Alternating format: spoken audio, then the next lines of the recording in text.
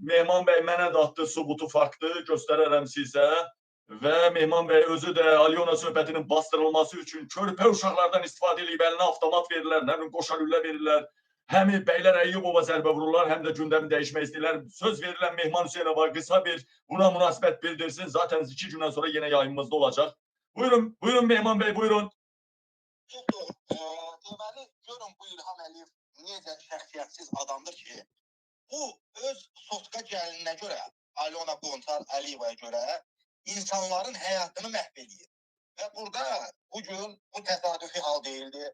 O yadınızdadırmı? Bir gədə var idi, ailə üzvlərini öldürmüşdü. Onda da baltanı İlham Əliyevin xüsusi xidmət orqanları o gədiyə vermişdilər, dərman vermişdilər, demişdilər ki, gündəmi dəyişir. Yadınıza salın o gün. Bəli, uşağa dərman verdilər, sonra yalandan adını qoydular, güya uşaq ölüb, nə bilim, başını. Bəli. Bu dəfə də gördülər ki, burada əziz izləyicilər, mən düşünürəm ki, Qabilin də səhvi var.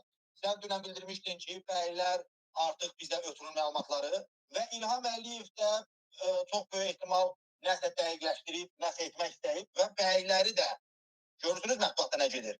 İdraç liseyi, bugün o qətil hadisəsi olan məktəb Bəylər Əyyubovun nəzarətində olan bir məktəb idi. Bunu da hökumət yönlü mətbuat reklam edir ki, bu bəylərindir, bəylərin məktəbidir, bəylərin adamıdır. Yəni burada iki məsələ var. Uşağı çox böyük ehtimal biz valideynlərini araşdıracağıq. Valideynləri kimdir? Uşağı həbs edəcəklərmi? Uşaq yenə də dəlixanaya salınacaqmı? Biz bilməliyik ki, uşağın valideynləri kimdir?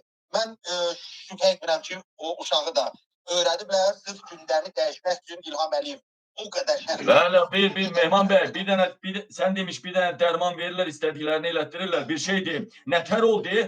Soyqırım eləyən Xaçaturyanı buraxdılar, indi bir müəllimi İlham Əliyev özü güllələtdirib, uşağı niyə tutmalıdılar ki? Doğru.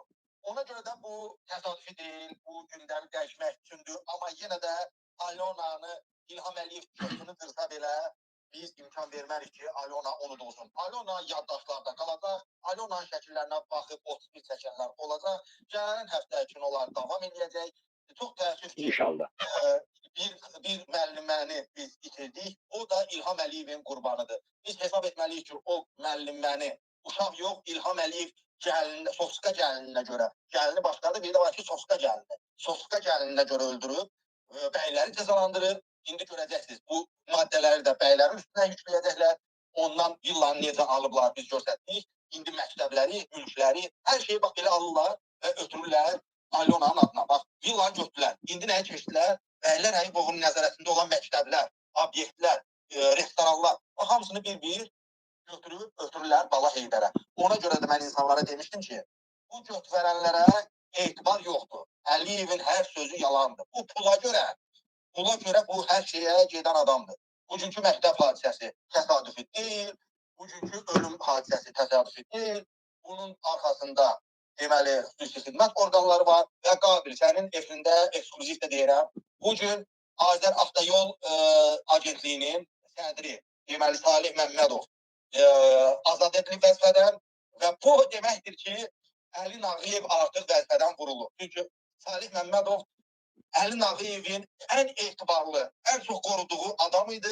Çünki Salih Məmmədov həm də Əli Nağıyevə verən, ən çox rüşvət verən, ən çox pul verən, ən çox hədiyyə verən məmur idi. Və Salih Məmmədovu qoruyan, bu Azər Avtoyol Servisdə sədri, onu qoruyan adam Əli Nağıyev idi. Salih Məmmədov Əli Nağıyevin dostuydu, pul dostuydu, şərikli biznes dostuydu. Bugün İlham Əliyev onu azad elədi. Bu deməkdir ki, yaxın aylarda Əli Nağıyev də götündən təpiq dəyəcək. Diqqətli olsun cəmaət, izləsin gündəmi.